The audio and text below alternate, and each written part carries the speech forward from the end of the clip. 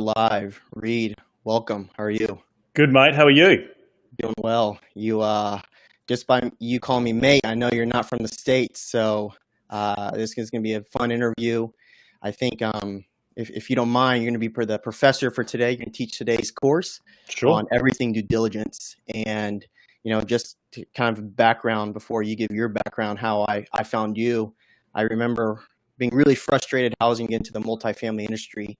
And I was listening to a podcast, just walking outside in the park, and I was listening to your story. And it's a guy who came from, overseas into the U.S. and he's doing it. And so I remember reaching out to you, and now we're in full swing circle. I'm able to have you on the podcast. I'm very fortunate. So, before we go into the topic, just maybe a few minutes on, how you started your overnight success and where you are now. Well, first of all, mate, I want to say congratulations on everything that you've done, because if I've been able to inspire at least one person, which is you, I just feel pretty freaking good. So, but yeah, overnight success, right? Yeah, it just happens overnight. It's been many years of hard work and grind, and it hasn't been overnight. I measure it from the time I picked up the book Rich Dad Poor Dad, which was back in late 2009, early 2010. I didn't become financially free until end of 2017 in this country. Now, there's a lot of years in between there of grinding or working full time, of moving to a foreign country, of even just moving here. I didn't have any idea that I would be sitting on a podcast with you, 8 years later when I moved here in 2012, to think that I would be owning all these units and have all these properties, assets under management, and have grown, become financially free along the way. I really just moved here to be an expat in New York City, working to just live and work in New York City for a period of time. I came over here to chase a girl, and now she's my wife. And so that's really the coming to America story, was really just to sort of tick it off the list. But for me, it was more to do with, Aussies have in their DNA, or in our DNA, like we want to travel, right? And Right. I think that's really ingrained in me is the sort of this fear of regret, right? And I still remember to this day quitting my job in Australia at the end of 2011 and just going, yep, I'm moving to America. And if it doesn't work out, the worst thing that's going to happen to me is I get to come back to Australia and be with my family. But if I don't do it, I'm going to regret it when I wake up when I'm 70 years of age. And that fear of that waking up and that regret really has driven me to this day, and will continue to drive me. So for those people listening, it's not about boasting about the quote unquote success, but it's really about taking action and getting off the fence. Because again, my whole shtick is if I, an Aussie, can move 10,000 miles across the world, chasing a girl. I didn't have any network when I moved here. I had very little income. I didn't have any money saved. I hadn't even done a deal yet. And to fast forward 8 years later, we have my business partner and I. We have 2,000 units in the Central Texas area, about $250 million of assets under management, and we're looking to double that portfolio in the next 3 to 5 years here. So again, if I can do it, then so can the average American. You just got to get off the fence and give it a go. Yeah, I think for me I resonated with you most. It was just the fear if I didn't, I had a corporate job myself, and just the fear if I didn't do it, I know I would regret it for the rest of my life. Mm-hmm. So I feel like I was a head start of you just because, I live in the U.S. I had my network here in Texas. I was like, if this guy can do it, there's no reason why I should be making any excuses. So you Right. suffocated all the excuses out of me, and so I appreciate it. That's awesome. Yeah. So, I mean, I'm thankful for you here. We're going to talk about everything due diligence, everything from when you get the rent roll in T12 on your plate. I'm looking at the deal. Is this something we want to, attack? Do we want to submit the LOI, to everything to the close? I really want to understand from your standpoint, your process, if people are switching from single family to multifamily, looking to find their first deal, what are some common challenges that you come across maybe on your first deal that you wish you knew? So I actually recently just did a video on due diligence. So it's actually very good timing that I did this, because I did a whole presentation on it. But really, I break it down into two sides of due diligence. There's obviously the due diligence on the property, and then there's the due diligence that the owner, i.e. me, all the different balls I need to have in the air going throughout the closing process in order to get the deal to the closing line. So let's start with, you mentioned T12 and rent roll. So let's start there. any sort of good prospective type or wannabe syndicator, you're underwriting multiple deals, and your underwriting process should be to the point now, or you should be aspiring to get to a point where it's very systemized, and whether you hire an underwriter, part-time, who can help you underwrite deals, which is what I did back in the day. I hired two USC undergrads for $15 an hour to help me underwrite deals, because I was still working in a corporate job and I didn't have the time to underwrite deal after deal after deal. And so you say about the T12 and the rent roll.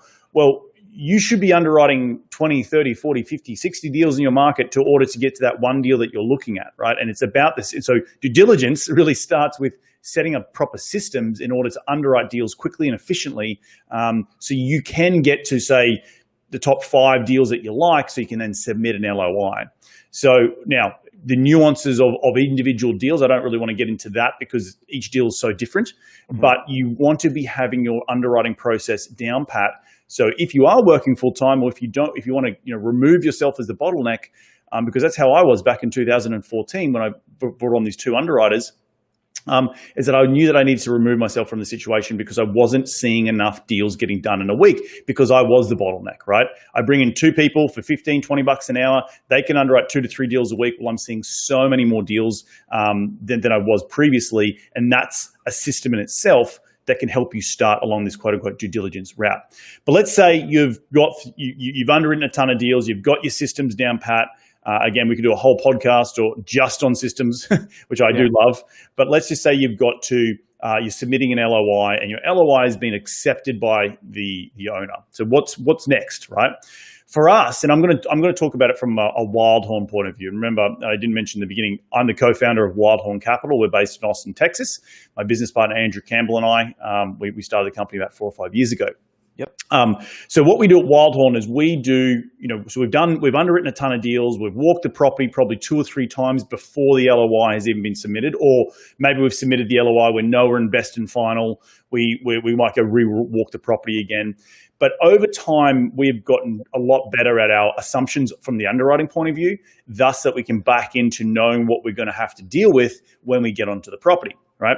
So let's talk about the owner's checklist that you need to go through. So you have to think about engaging, obviously there's getting the LOI signed. So we've got the property, we've got the LOI signed from the seller. Now we want to make sure we're collating all the information from that seller. And usually our LOI, and if you don't have a template LOI, I'm sure you'll be able to give one out, Zach, that has a list of things that you want to see. So you want to see, you obviously want to re-see the rent roll again, because you might have seen a rent roll from like 2 months prior when you first underwrote the deal. You want to see an updated P&L. And you really want to see as much data as you can of the property in a P&L. You could get a T24 or T36, which is the last 36 months of operations. The more data you can collect, the better. You want to see the tax history, so any tax bills that they've got. You want to see the utility bills on the property, for the last 12 months. You also want to see any county assessors records. You also want to see if they've got existing surveys on the property. And all this should be pretty readily available from the broker, and should be pretty requestable friendly. You sort of send a list and say, hey, our due diligence doesn't start until I get this entire list, right? And so once you've got that entire list of items, and on our checklist, I think there's about 25 to 30 different items the seller has to send to us before our DD goes hard or starts, and our money is then is in the escrow account, and thus we're under contract. But then that's just one part of it. You then need to look at the PSA negotiations, right? There's so many other different buckets. There's a legal bucket. There's the title insurance bucket. There's the debt bucket. There's the equity bucket. And then there's a property. So there's probably like 4 or 5 different buckets that you need to manage as an owner to make sure everything is moving in the right direction, and you're managing it like the conductor in front of an orchestra. You're managing it in the right direction. So and the property is just one element or one of those buckets. So let's move on to, well, just before we move off from the property, is once you do have the LOI signed, that you pretty much want to have a PSA already going straight away, and that's where you get your legal bucket involved. But let's say that that's moving forward. You then need to hand over the property due diligence bucket to your property management team. And you should already have a property management team lined up who's going to be your business partner in this transaction. They are going to go and walk the property and walk every single unit. They're going to do a financial audit. They're going to go dive deeper than what I would have dove into with my review. And they have a full team. They're probably 10 to 12 people who are on site for about 3 or 4 days, at least our property management team does. And they dive through everything. They go through every single lease. They go through every single deposit check. They go through as far back as they can find on Yardi, which is usually the systems that are tracking the property management processes. They're doing property inspections. They're looking at the different types of deferred maintenance that needs to be done. And they produce me a 250-page document at the end of about a week and a half, and that helps me make a quicker decision. And fun fact, we own nearly 2,000 units, and I've only ever been to one property due diligence walk in my entire life because, again, I have a team that does it. So that's the team, that's the property management side of it, bucket on site that you need to make sure your team is off and running to. Then you got the legal stuff, which is all the PSA negotiations, and you need to be overseeing that as well because the PSA is very, very important for when you're going to close on the deal, when money is going to go hard, and how you're going to purchase it in the correct way.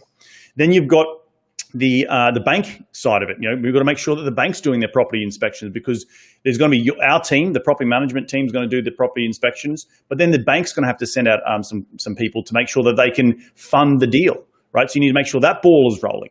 Then you also need to make sure you got your insurance ball rolling as well. Who's going to insure the property for you once you go under contract, once you close? And then the big one is obviously the equity piece. Like who's going to help you fund the deal? Who's going to raise all the money? And for us, we syndicate, right? So we go out and we raise money from, friends, family, our investor database. We have about 3,000 or 4,000 investors on our database that we email out to. So all of this is happening congruently. And I'm going to just pause there for a second because I'm sure you have some questions, but just remember there's a lot of buckets you need to manage, and the property due diligence is only just one of those buckets. Right. So I think, great information. And I look at it as you put it in buckets, your lender, where the equity is going to come from, the surveying, the property management team, when they walk on the property, all that. When I was thinking about buying my first property before, I told myself, hold on, you still got a lot to learn. Raising money was a very scareful thing to do because you're going to ask for friends and family. But before you get to that step, what was a challenge that you wish you knew that those people, the investors, are going to ask for before you ask for $1 from them? You mean in terms of prepping them for a live deal? Well, in the due diligence, you walk them through your business plan. How are you going to exit the deal? Sure. Yep. So the big thing is called. So let's go back to the equity bucket, right? One of the first things, once we've got that LOI under contract, once we get the sniff from the broker that we've won the deal, Andrew and I are producing what's called an investment summary. It's not the legal paperwork, but it will go as an appendix in the PPM. And it is everything, the A to Z of the property. It's a walking through of the business plan, overseeing, summarizing the deal, summarizing, the business plan itself, like how many units we want to turn, when do we want to turn them. We want to, summarize the pro forma that we're going to, project over the next, if we're holding for 5 years, it's 5 years. If we're holding for 10 years, it's going to be 10 years. We also go through capital expenditure budget, and we also present market data from other rental comps, other sales comps, other growth areas in a particular market that we're buying in. So that investment summary is coming together very, very quickly at the beginning of the DD period, because I want to get that out in front of my investors as soon as possible, because that is the most important thing to gauge. Can you go forward and close on this deal? Do you have enough equity interested to close on the deal? And I remember the first big deal that I did by myself, we were sweating bullets that we weren't going to get the thing raised. And it was through a miracle of, I'm not that religious, but someone was looking up above me, that we had a crowdfunding website involved, and they couldn't raise a dime. They were only going to raise about $1.5 million out of this $6 million raise. And they told us sort of 2 weeks into the DD period, and we're like, oh crap, okay, I'm trying to back calculate, okay, how much do we need to close? We need to get the minimum we need to close because we're over raising a little bit for capital expenditure. And out of a sheer coincidence, some guy called me and he was looking to place $1.5 million. We got to know each other very, very well. We only had accredited investors on this deal. But through that one phone call, we replaced the guy like that. And it was through one of the debt brokers had accidentally sent the deal out to their 10,000 email list, and it was just a fluke. But I have grey hair from that day.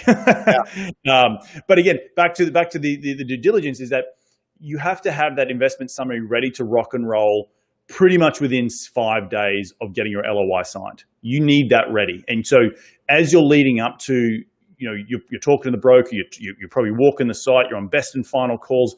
You need to be, tightening up your assumptions as best as possible. Now you're going to tighten them up even more on the due diligence period, but what you need to be having done is making sure you have that investment summary ready to press send to your investor database so you can gauge, okay, hey, how many people are we actually going to be able to raise from? And then once you send that email, you're going to have a follow-up probably in a week after that. Again, the DD's happening all congruently. You're then going to have an investment webinar, and that's where people will dial in who are interested to learn more about the deal. And Andrew and myself jump on the call, and we typically have between 100 to 150 people on that call interested in wanting to invest. Most of the people are on mute for a period of the call. We go through the business plan, the due diligence, and then we open it up for questions, and we ask questions at that point. And so that there is sort of 2 touches of when people get to see and feel the deal. And this is probably about 2 or 3 weeks before the end of the DD period. So again, nothing has gone hard or nothing's at risk, but we can then gauge very quickly, okay, how quickly we're going to be able to raise this capital. So again, I'm going to pause there, see if you've got any questions before we keep going. No, that's a great point. And, after, you got the LOI, you won the deal, you sent out the executive summary, you made a point where you said you've only walked one property. How do you live in California, correct? Mm-hmm. How do you make that judgment that I'm looking based off the numbers? I'm sure you have points of contacts, boots on the ground in the location where you're buying. But how do you make that judgment call, thousands of miles away? So 2 things. Let me clarify. I have only ever walked one due diligence inspection with my property management team. I walk all deals all the time. Okay. Me and my business partner, but like when we actually get it under contract and the property management team is out there running around, walking through every single unit, I've only been to one of those things because that's the team. Like that's what I pay them for, right? I pay them $12,000 just to do that for 3 days. But in terms of leading up to that, when we see deals and back into sort of your pipeline, and when you're underwriting those 30 or 40 deals, if it's a deal we know that we want to chase and it's in a good area, Andrew will get on site really quickly. Then I'll probably follow up with me. I'll have any questions. We'll probably do a second property tour just to clarify any questions, and then we'll look to submit. But over a period of time, and based on my background, because remember, my background's in structural engineering. I've done a lot of ground up construction. I know a lot about how things are built. So these existing assets are they're pretty simple. You just got to look out for your major things: siding, roofing, HVAC, electrical, and plumbing. They're your major sort of issues with any property. The rest of it's sort of just lipstick that you can, as long as you got the right number assigned to different line items to try and box in the risk that you might find some extra skeletons in the closet when you get into that DD period. So again, it comes from experience, it comes from doing it a lot, but it also comes from when I walk the properties, understanding what I'm wanting to see and what I'm needing to account for in my budget to make sure that I don't have any gotchas when we get into DD. Does that make sense? Makes sense. So let's walk to the next step. You got the property management team walking the property now for 3 days. Yep, for 3 days they're on site. As I said, they're walking literally every unit, and they're making they've got a checklist. Okay, what's the flooring? What's the condition of the cabinets? What's the condition of the countertops? And they're making a checklist for me. They're doing the roofing inspections, the siding inspections. They're doing file audits. They're doing everything you can think of. They're managing it, right? They're snaking the pipes. They're making sure they're understanding, looking at the existing contracts on site for the third-party vendors. Who's the landscaper? Who's providing the ink for the cartridge for the printer? In the office, like everything they're looking at. They present me a report. Then we do a call, and in the first sort of 10 to 15 pages, we go through the meat and potatoes, okay, of what's going on with this property. So we'll look at the unit mix first and foremost. So what is the, we might have underwritten to turn 50% of the units, right? But maybe our assumption might be wrong and they've already turned 100% of units. So there's nothing left to turn. Now, we wouldn't have got into a contract if there was no value to be added. We buy things at a value add. So, but we're able to then justify our assumptions. We then go through the demographics, and the demographics are really important on a deal because you get to determine who's renting there, what's the average household income, and can they afford the new rent you want to push or add the value to, right? So that's really important. And you want to make sure you understand the household income, because part of the value add strategy that any person or any team should be looking at when you're buying a deal is that it's okay that you might have, say you're buying a property and the average household income is $36,000, a year. It's a little low, but you want to push it to $50,000 a year. And the only way you're going to be able to push that to $50,000 a year is through renovating your units, increasing the rent if the market can handle that, and then looking at a 3 times the monthly income in order to qualify the tenants that can live there. So you have a higher standard, a bar that people have got to jump over in order to live at the property, thus attracting a certain type of demographic. And then through your renovations of the exterior and the amenities, you're going to have a better presence online. You're going to have a better presence. People, when they walk the community, you're going to think, wow, this has had a massive facelift. This looks incredible. I want to live here. And all those things are going through their head to make sure that you're attracting a better quality tenant. And that's really, really important. So reviewing demographics. Then we get into sort of the meat and potatoes of the bones of the deal. So how does a roof look? How does the plumbing look? How does the siding look? And I will then take all that information and then I'll present it to my general contractor, and he will do a property walk by himself. And I'll have outlined the scope of work or maybe the business plan I want to achieve. We might want to be renovating the leasing center. We might want to be renovating the gym and maybe adding in some few amenities like a people park or a dog park, or making the pool look a little bit more sexy. All these different things from exterior point of view. He's walking it. He's looking at the bones again. He's looking at the roof. He's looking at the siding, and he's going to report back to me. So we've got now 2 different people reporting back to me on. Do they think each other are correct? And usually the property manager obviously is not in the construction business, so I sort of trust my GC, and then I go through a process of what I need to hit today, and what can I hit as deferred maintenance over the next maybe 3 or 4 years, and then I look at my capital expenditure budget to make sure I have enough dollars allocated per my underwriting originally, and making sure if I've got to tighten up that underwriting at all, maybe we have to raise a little bit more money because we forgot about replacing a roof or we forgot about something. But usually that never happens because we've got all the information out of the broker prior to making that LOI commitment in the beginning. So, yeah. And so, going through this process, from LOI to close, what is information that you rely on from the broker, but you're also verifying upon yourself? The big thing is T12s and rent rolls. So obviously, typically all you get from a broker going under contract is 1 T12 and 1 rent roll. That might happen 6 to 8 weeks prior to you actually, call for offers are due or whatever it might be. So the first thing you want to look at is, let's get an updated rent roll. Let's get an updated T12, and let's see the losses. Let's see the traffic report on the property. And at that point, once you get under DD and you see those sort of updated numbers, the broker really sort of goes on the back burner. It's really my team pushing forward. Our legal teams are talking to the seller's legal teams. Our insurance companies are talking to their insurance companies. Our title commitment, the escrow companies talking to all the title commitments and all the legal teams. So making sure, again, I'm the conductor. I've got the information I need, and people are often playing by themselves because I don't need to be in the weeds. I get advised on what is what is wrong with the property if there's anything, but I also make sure that I'm empowering my team to give me the right information, and I don't necessarily have to always be in the weeds 100% of the time. Right. And as you're going through this process, what would you tell an investor? So you're like, hey, this is the 1 or 2 things. Don't be cheap on this. Be willing to spend the money, because you're going to find out later on that you wish you did. Well, so the first thing is, don't be cheap on your property manager. You want to have the right property management team in place. And we actually still, up until recently, our first deal we ever closed on, they make us pay them, I think it's $10,000 or $15,000, because they might go and do that 3 or 4 days worth of work and present us that package. But we ultimately might choose another property management company, right? Be willing to spend that money up front, because it's well worth your time to have this team who does it day in, day out, run around the property and make sure they're giving you the right information.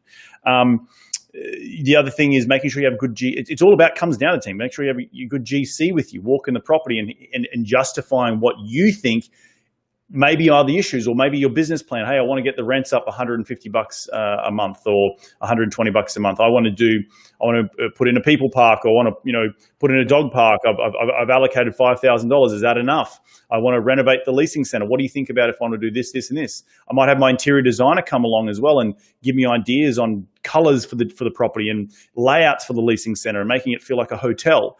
All those things, people are giving me that advice, and I'm collating that and making sure I've got the right, again, it comes down to money. It's all a function of money. I've got the right dollars allocated to each individual line items. Again, I've got experience in this, but it's also, as you do it more and as your team grows and strengthens over deal, it becomes like second nature. And so now when I walk a property with my GC, he's like, I know exactly what you want to do there. Don't worry about it. I've got a budget. You probably already got a number budget as well, but I know what you're thinking. We're on that same wavelength, and that's really, really important. Yeah, it really seems like you're running this like a project. 100%. It is a project, right? I'm the fiduciary responsibility. I've got fiduciary responsibility of my investors to make sure their money is protected, and that we're doing everything we can to make sure we know all the issues that possibly can be, all the skeletons in the closet, as I keep saying, and how we mitigate those risks moving forward if there are any gotchas on the property. Yeah. So as we're gearing towards to the close of the deal, what are things that kill the deal, and how do you avoid that? Yeah, we have never walked away from a deal. There's very rare things like the beauty of information today is that, and as your team grows, like when we look at deals, I'm already shooting it past my property manager, or my regional manager, saying, "Hey, have you heard of this deal?" And they're like, "Oh, yeah, I've heard of that deal. That's actually been an interesting deal," because 9 times out of 10, if you've got a really good property management company who is well versed in a market, they're going to have employees on site or in their team, in their corporate team, that might have got good key information that they've been in the property management industry for 20 or 30 years, that they can say, "I remember that property. I was involved in the lease up back 25 years ago." So there's always going to be that source of information, and we get that on the front end before we even submit the LOI. So we already know, maybe who's the seller, or it's been, don't underwrite that property. That's a dog of a property. You don't want that property. Or, we're already getting that type of information straight away before we've even submitted LOIs. And that's the critical part about having a good property management team who sits right by you and oversees your shoulders to make sure you're making the right investment decision. Yeah. So, as you talked about how the due diligence process, to me, what I've learned from you thus far is systems and processes in place. You're an orchestrator of the orchestra, and you are navigating everything. And the way to, not kill the deal is, it sounds like, having your systems and processes in place and invest in the people that are doing the work for you, because it sounds like, I've read so many stories where they, skimp out on the survey or something. Then you find out when you get the deal, you're like, oh my gosh, my CapEx budget is way underestimated. Mm-hmm. Yep. No, I think the biggest thing on a first deal is trust the system and trust the people that you're employing, right? You want to manage them correctly, and you want to see the detail, and don't not be in the details, but also understand that these people probably have a lot more experience than you, particularly if you're coming into a new market and you're very fresh at this. Mm-hmm. Having, and I'm talking about the larger stuff. I'm talking about, on the smaller stuff, it's a little different because the scale isn't there. But when you're buying a 10, 15, 20, 30, 40, $100 million deal, you're attracting good talent, right? And you've got good regional managers on site. You've got good property managers running around, making sure that they're doing the right file audits. And for us at Wildhorn, we are very confident in our team, thus that we can then continue to go looking for deals, or thus we can go focus on raising the equity, which is the most hardest part, and which 9 times out of 10, when you get a big deal under contract, will be the thing that you maybe fall short on, is that you haven't raised enough money. And back to that deal I spoke about earlier, that first deal, there was a lot of sleepless nights because it was nerve-wracking as hell to go hard with your money after 30 days of DD, and you're like, okay, we've only got 50% of this raised. Where's the rest of it? We've got another 30 days to raise the rest of it. Oh crap, where's it going to come from? That makes you sit up at night and not sleep, but it also makes you grow calluses on your hands. It gets the dirt under your fingers. You're going to find a way to make this work. And we did. And we got it to the clothesline, and we got it. It's been one of our most successful deals thus far. Haven't sold it yet. We want to sell it.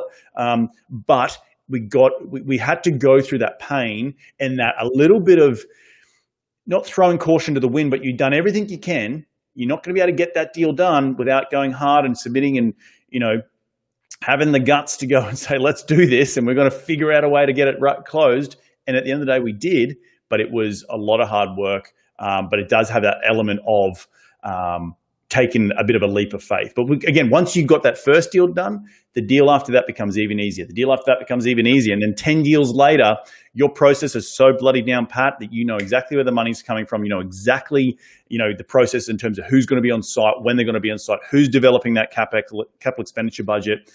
And that it all becomes like clockwork and second nature to you. Yeah, I mean, I resonate exactly what you were saying from my perspective as a broker.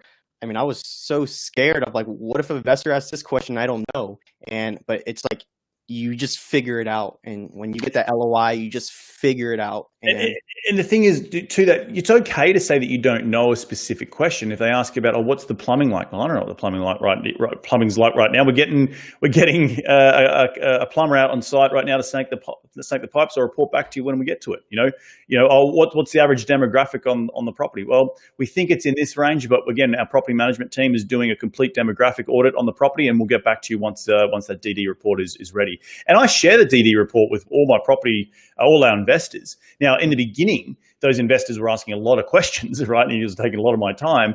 But as you do more and more deals, the investors trust you, right? And that's the whole point of what you get involved in syndication for, is like people invest in me, Reed Goosens, and Andrew Campbell because they trust us, right? The Wildhorn is just a name on the door.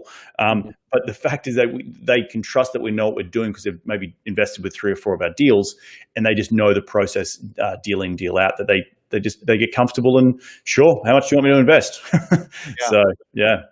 No, I appreciate it. And I think, just from a high level due diligence, whoever sees this, who's thinking about buying the first deal, you've taught a lot, and will be a great gateway for them. As you think about Wildhorn, when you started this and where you are now, what are you most proud of your journey thus far? What I'm most proud of, I think, to that point of, there's an old saying, or not an old saying, there's a saying that Tony Robbins has, and he says, you want to change your life, change your story. And I've done exactly that coming to the United States. I think about that whole 2009 Rich Dad Poor Dad, picking up that book, sitting in the cubicle at my civil engineering job in Australia, to where I'm sitting today. And that the other saying that Tony Robbins has is, you can overestimate what you can achieve in a year, but you can underestimate what you can achieve in a decade. And so what I'm most proud of is probably the fact that I've had the most incredible experiences to this point. There's been some struggles, there's been some ups and downs, there's been some failures. There's always going to be all of that. But if you look back, I have achieved what I even set out to do in the last 10 years.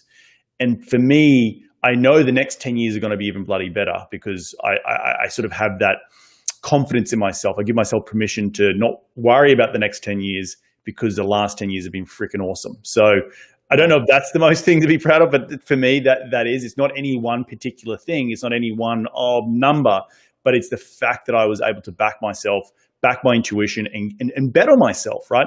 The whole coming to America was like, I was betting on me, Reed Goosens. The whole first deal I ever bought was betting on Reed Goosens to do something about it and keep pushing your boundaries of being uncomfortable. And as you do that a lot, you start realizing your boundaries are growing a lot further and further. And you can look back in 5, 10, 15 years and go, wow, I've come a long, long way. And that's probably what I'm most proud of. Yeah, you probably look at your 22-year-old self, you're like, man, it's a different person. Different person. And my 42-year-old self will look even different, right? And that's okay. That's super okay. And that's what someone asked me the other day on a podcast, what's your North Star? And for such a long period of time, the last decade, it's been getting to quote unquote financial freedom, where I can leave my day job because my side hustle outweighs my day job, which is, right. So now what's your new North Star? Well, it's like, I think living in the present is the new North Star, right? It's like, it's trying to not always be, what's the next deal? What's the next deal? What's the next big thing I'm going to do? Like, just be happy with what you've achieved today, but still you know that the ship's, it's already taken off. The plane's already in the air cruising. It's going to keep going, getting even better and better and better.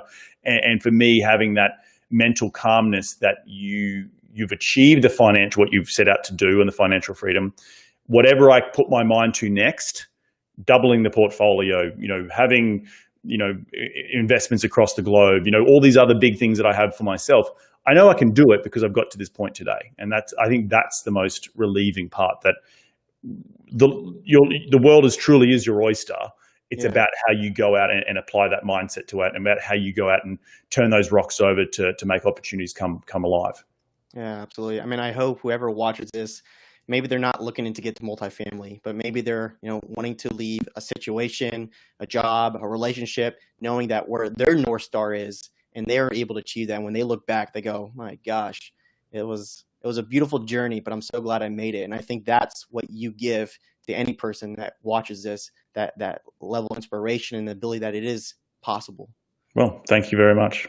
Yeah, absolutely. So, I appreciate you teaching the class. I think I've learned a lot just from looking at it from a project management point of view. I always thought, maybe you just have to be in the weeds deep on everything. But I've learned, just from this podcast, I can't do this podcast all by myself. I hired a team, an editor, a project manager that handles everything. And that's the reason I'm able to do this. Because before I would try to do everything and I would be a hamster wheel running in circles and I would always fail. So I think that was a great thing to share. From Wildhorn Capital, your brand, where can people find you, learn more about you? Where can people invest with you as the next deal comes across? Look, the easiest way to get in touch with me is head over to reedgoossens.com. That's REEDGOOSSENS. There's an invest with button. There's a learn from button. You can click on either of them. One will take you to Wildhorn website. One will take you just to sort of more of a contact page. There's books, there's podcasts, there's videos, there's audio books, whatever you want to get your hands on, it's out there. And then the other thing, if people if they ever get on a plane and ever come through LA and they want to hit me up and go for a drink or a coffee or whatever, just hit me up at info. That's INFO at reedgoossens.com. Yeah. Awesome. Well, yeah, if no one's ever checked out his content, all his interviews, I learned a lot from him. So please go check him out. Reed, I thank you. I'm humble and grateful at the same time for you to be the professor of this class. And I hope people who do end up watching this not only learn about due diligence, but the art of possibility. And if you put your mind to it, as cliche as it sounds, that it is possible.